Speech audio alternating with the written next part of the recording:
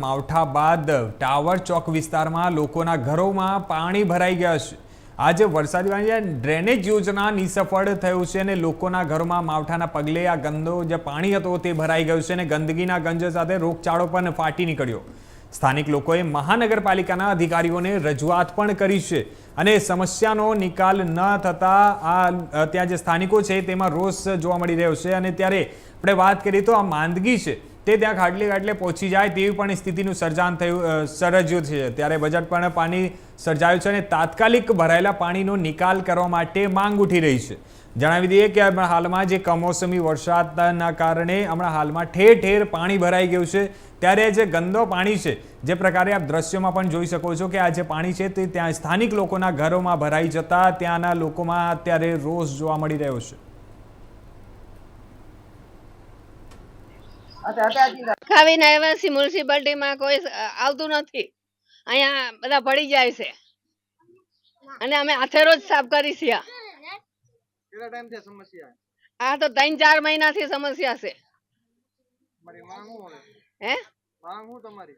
આ અમને પાઇપલાઇન નાખી દે, ગડરું કાઢવા રોજ આવે, અમે રોજ હાથે સાફ કરી છીએ।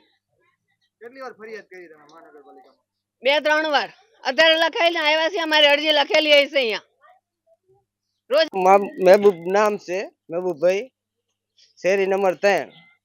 અમારે એટલી રિક્વેસ્ટ છે કે અહીંયા લોકો ગટરું ગાઢવા સફાઈ કરવા આવી શકે ને આ સફાઈ કરી જાય છે પણ અમુક ટાણે ઉપડતા નથી સફાઈ કરેલું ને ખાડા એટલા બધા પડી ગયા છે તમારે માલ સામાન લેવામાં તકલીફ પડે છે ને બહાર જે સામાન લઈ આવે છે એ અહીંયા બહાર ઉભા રહીને ત્યાંથી હારવાનો તકલીફ આવે ને જે લેવા આવે તો રિક્ષા વાળો કોઈ આવી શકતો નથી। અહીંયા અમારી માંગ છે આ સફાઈ ને આ જે ખાડા છે એ બુરી શકે, બસ એટલી રિક્વેસ્ટ।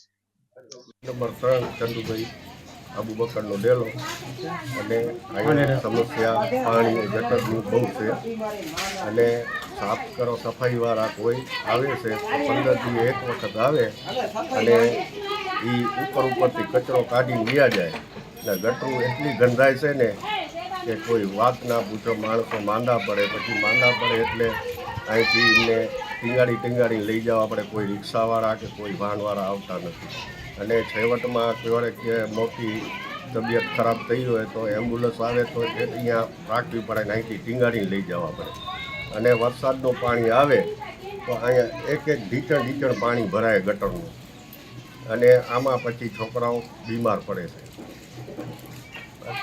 સફાઈ થતી નથી પાણી બરાબર આવતું નથી, ગટર કાઢવા આવતા નથી, કચરો કાઢવા આવતા, બધું એમને છે તો શેરી ખરાબ થઈ ગઈ છે, ઇન્સાન બીમાર પડી ગયા છે અને કોઈ માના માણસ કેટલી દવાઈ કરે ને કેટલા ખર્ચા કરે પણ અમારી શેરીના અંદર કોઈ સાફ સફાઈ છે નહીં। તો મહેરબાની કરીને જે પણ અધિકારી છે એના અધિકારીના સુધી આ વાત પહોંચાડવા મહેરબાની કરો।